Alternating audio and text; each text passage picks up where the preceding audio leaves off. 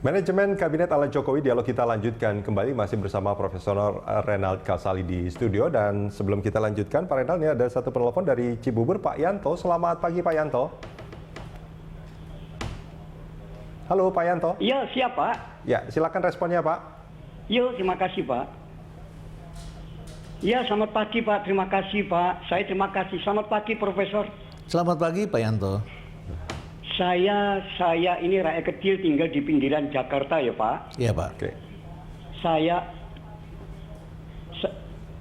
Saya berharap, Pak, dengan penggantian dengan kabinet ini, kami rakyat kecil itu berharapnya itu ya di pinggir Jakarta itu sama dengan keadaan di Jakarta, Pak. Mengurus KTP gampang, mengurus untuk sertifikat gampang, Pak.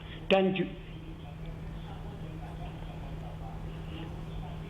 Silakan, Pak Yanto. ya, dan juga mengenai jalan-jalan kesemrawutan. Coba sekali-sekali tuh menteri itu jangan di Jakarta, sekali survei di penyangga Jakarta ini, Pak. Semrawut betul, Pak. Ya, oke. Jadi yang jalan-jalan semrawut macet tuh di pinggir-pinggir ini. Oke. Tolonglah sampaikan kepada pejabat-pejabat sebagai pemerintah daerah itu, tolong contohlah. Ini aja permintaan kami seperti ini, Pak. Oke. Ganti berkali-kali nggak apa-apa. Coba bandingkan dengan ibu kota, malu, Pak, kita penyangga, macetnya bukan main, semrawutnya bukan main, Pak. Oke, baik, Pak Yanto. Saya terima kasih, Pak. Salam ya, Pak. Terima Ya, kasih. kasih, baik, Pak Yanto. terima kasih. Ya, ini menarik sebetulnya. Sebelum direspon, Pak Renald, ini jalan semrawut memang kadang-kadang gitu ya. Kita berharap mungkin pejabat sekali-sekali jangan pakai full rider kali ya. Gimana, Pak Renald? Saya kira begini ya, Pak Yanto, saya juga kebetulan tinggal di daerah yang sama dengan Pak Yanto, bahkan di perbatasan. Memang ini menteri yang nangani daerah perbatasan sudah ada, daerah terpencil tertinggal itu sudah ada. Tetapi pengertiannya itu adalah daerah terluar dari peta besar Indonesia itu. Sedangkan kepala dinas dalam level provinsi atau kabupaten yang menangani perbatasan tidak ada. Saya tinggal daerah perbatasan DKI dengan kota Bekasi. Bekasi kadang-kadang tidak urus kami, Jakarta tidak urus kami, ya, karena Jakarta beranggapan Bapak di Bekasi, Bekasi beranggapan Bapak di sana. Saya sampai harus kumpulkan puing-puing bangunan untuk menguruk jalanan, dan begitu hujan, dan sekarang hujan banyak sekali, setelah itu lubang besar ada lagi, dan seterusnya dan seterusnya. Beruntung kami mempunyai lurah yang baik. Nah, ini memang topiknya pilkada, bukannya presiden sebetulnya, ya. Tapi mungkin presiden bisa bisa memanggil para bupati dan gubernur ini untuk memikirkan daerah-daerah yang terpinggir. Sebetulnya kalau untuk jalanan itu ini terkait transportasi sebetulnya kan, Pak Renald. Ada Badan Pengatur Transportasi Jabodetabek sekarang di Kementerian Perhubungan itu sebetulnya. Artinya ini Kementerian Perhubungan juga. Tapi mereka tidak menangani fisik, tidak menangani fisik. Dan jangan lupa juga jalan ini terbagi-bagi. Ada jalan negara, ada jalan kabupaten, ya, dan jalan kota. Ya. Kadang-kadang begitu jalan rusak, rakyat itu datangnya ke menteri. Padahal itu urusannya bupati atau gubernur. Terjadi di situ persoalan-persoalan. Karena kepala dinas ini bukan lagi Kakanwil, ya, bukan lagi aparatur dari PU dan sebagainya. Pemerintah pusat. Tapi saya kira yang bagus itu adalah kita dorong pemerintah daerah untuk mempunyai namanya Smart City. Ya, Smart City program dengan menggunakan aplikasi, dan ini sudah terjadi di Jakarta. Coba aja Anda iseng aja Anda gitu, lampu Anda rusakin di depan rumah gitu ya. Asal, tapi resiko tanggung sendiri ya. Resiko tanggung sendiri ya.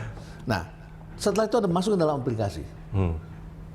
Anda bangun pagi hari, itu lampu sudah diganti. Karena apa? Karena sekarang lurah camat tidak bisa tidur nyenyak karena mereka harus baca ini. Saya ketemu dengan wali kota Denpasar.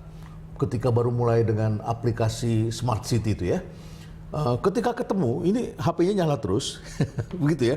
Begitu ada laporan ada orang gila gentayangan di daerah mana, dia tungguin berapa menit, tidak ada respons dari kepala dinas kesehatan, langsung dia telepon. Ini kenapa ini? Besoknya kepala dinas kesehatan itu kerjanya hanya baca ini, memerintahkan orang. Nah, kita ini mempunyai satu budaya namanya inlander, mental manusia terjajah.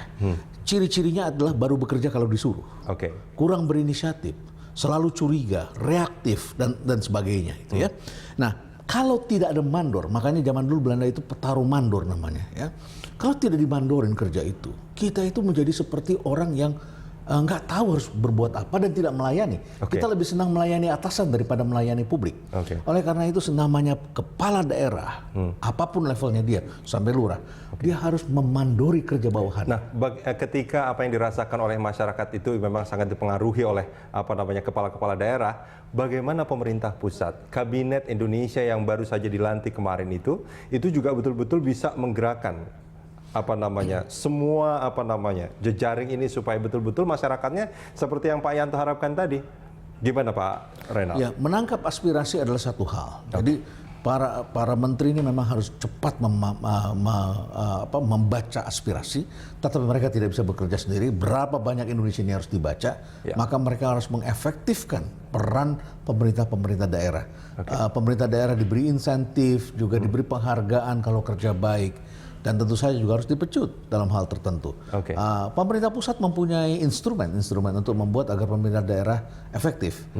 Saya kira kalau ini dijalankan, manajemen seperti ini dijalankan dengan terus berkolaborasi, bekerja sama, saya kira akan selesai masalah-masalah. Anda punya keyakinan bahwa kabinet yang ini akan berhasil dalam 2-3 tahun? Plus minus, setiap kali ada kemajuan pasti ada kekurangan. Ini namanya disebut progress paradox. Terima kasih. Kemajuan pasti ada kesulitan. Terima kasih banyak sudah bergabung sama kami. Terima kasih Pagi, Prof. Mas Rudi.